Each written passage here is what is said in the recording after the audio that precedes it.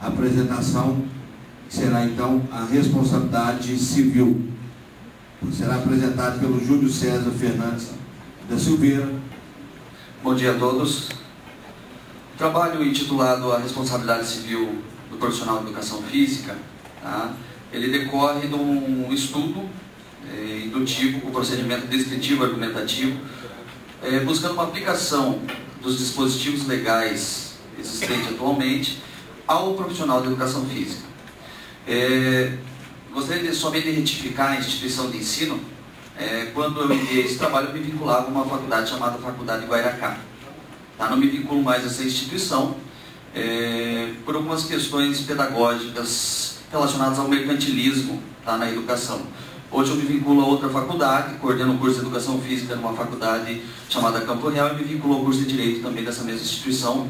E sou aluno do mestrado em Educação Física, área de concentração Cine Antropometria e Desempenho Humano da Universidade Federal de Santa Catarina. A minha noiva desenvolveu esse trabalho comigo, Suzana de Fátima Sokolowski. Tá ok? O profissional de educação física é aquele profissional com formação superior em educação física e devidamente registrado junto ao Conselho Profissional.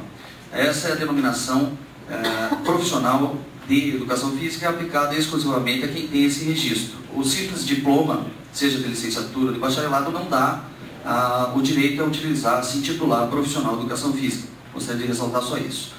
Em suas diversas intervenções, o profissional de educação física ele se insere num contexto no qual ele pode ser responsabilizado e deve ser responsabilizado pelos seus atos. Não só junto ao seu conselho, tá, mas também junto à justiça comum. Tá, ok? O que é a responsabilidade civil? É o dever de reparar um dano, seja ele um dano patrimonial, moral ou estético, causado pelo profissional, por terceiro, porque ele responde, no caso poderíamos falar de um estagiário, tá, de coisas sob sua guarda ou de mera imposição legal.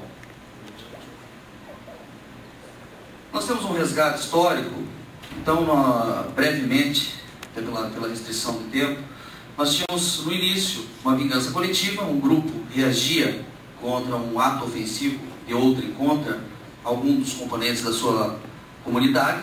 Depois nós temos uma vingança privada, uma composição onde era caracterizada por uma desproporcionalidade.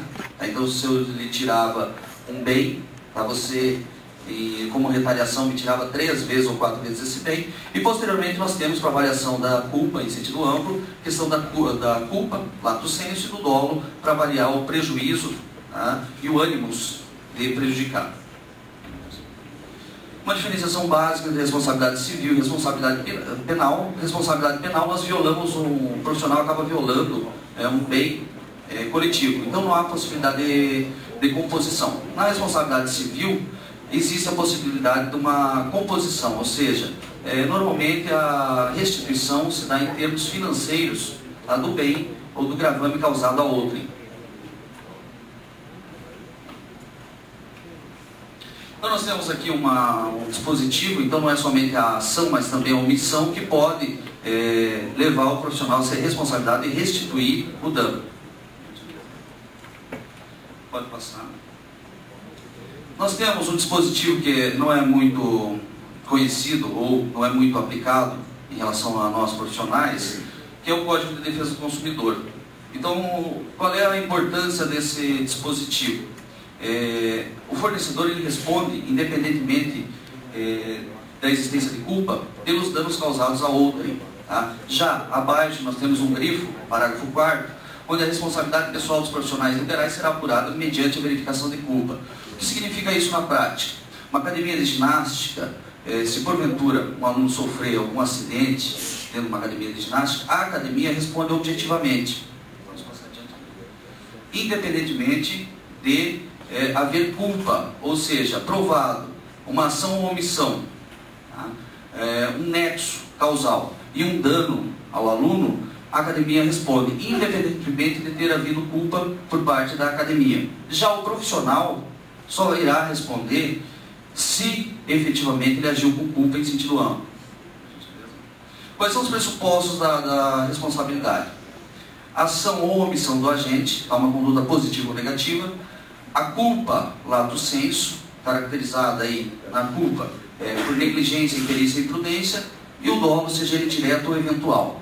Aí uma discrepância, uma discussão muito grande na doutrina sobre o que seria esse dolo eventual. O nexo de causalidade entre a ação e esse dano, tá? E efetivamente um dano tem que ter sido causado. Sem dano não há que se falar em responsabilidade civil. Essa ação pode ser decorrente, tá, de um ato próprio, de um terceiro sob sua supervisão, no caso clássico de estagiário, coisa sob sua guarda ou uma omissão, que é uma conduta negativa.